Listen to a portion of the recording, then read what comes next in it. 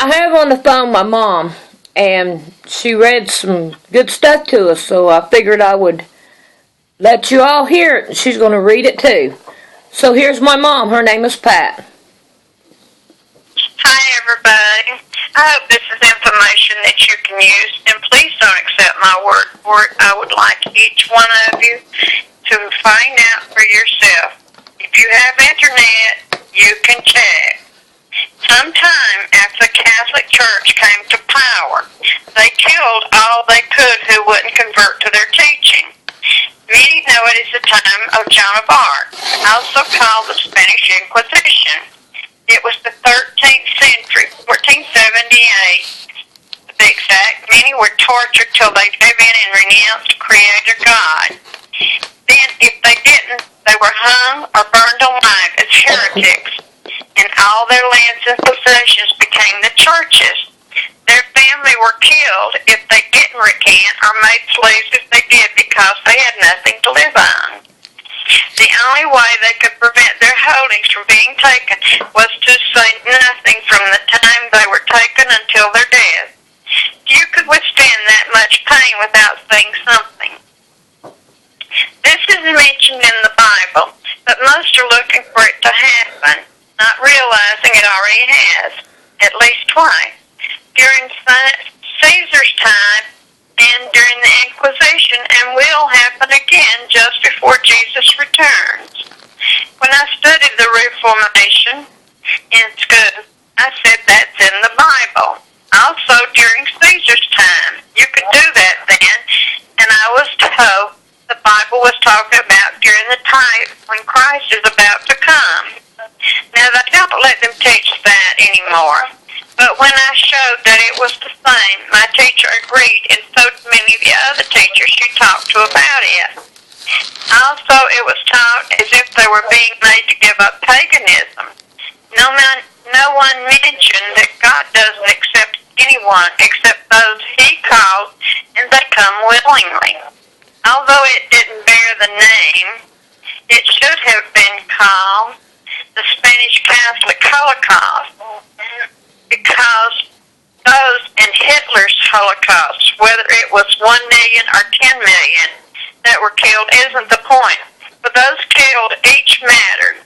They killed and burned people because they were of a certain race, religion, or possessed what those in power wanted. And or they wouldn't turn their backs on the true Creator God and worship on Sunday, sun worship.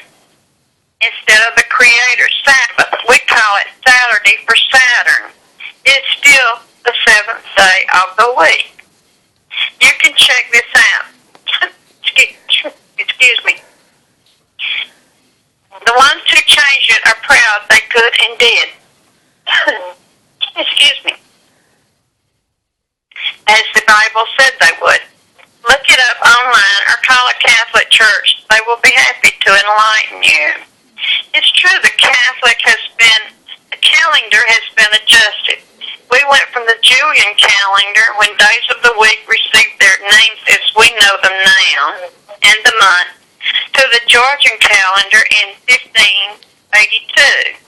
Until that time, a year was counted at 366 days a year. It was determined that it was more accurate at 365 and 1/4 day a year. So they dropped 10 days to bring the date of Easter, a Catholic Church introduction, closer to the spring equinox, a celebration of Esther and Diana, as the early church practiced it. When they dropped the 10 days, they didn't drop the weekdays. Otherwise, the days wouldn't be dropped and unused. So if it was Monday, the 1st of February, and they dropped the 10 days, the next would have been Tuesday, the 11th of February. I could not find out the correct month, but from what I remember from many years ago, it wasn't the first month, because one of the days to be dropped was a high holy day in the Catholic Church. An interesting point to me, absolutely no one was born, no one died, nothing happened on February the 2nd, 3rd, 4th, 5th, 6th, 7th, 8th, 9th, or the 10th of 1582. The calendar also went to every 4 years a leap year, 28 days for 3 years, and 29 the 4th year to work in the 1/4 day left over each year. The calendar appears to be off one day in 3,236 years. We can live with that. I remember when I was researching this, I read that one paper, or bill as it was called and posted, said that on each of the 10 days that it was being dropped, the king would be giving away so many of each time, meaning that there was no second. He wouldn't be giving away 2 cows since there was no February 2nd of 1582. There were no cows to be given away. I wonder then now how many would have shown up. That is why we have the calendar we have. And those who worship on Sunday, not the real Sabbath, unknowingly don't know it, but they can find out if they only try. Please do. I enjoyed talking to you. I love you all. Bye. Alright, this is the Bible verse, Daniel 7:25. And he shall speak great words against the Most High, and shall wear out the saints of the Most High, and to think to change times and laws, and they shall be given into his hands until a time and a dividing of time. Thanks for watching. Like and subscribe. Let's help the world change its thinking to faith and grace.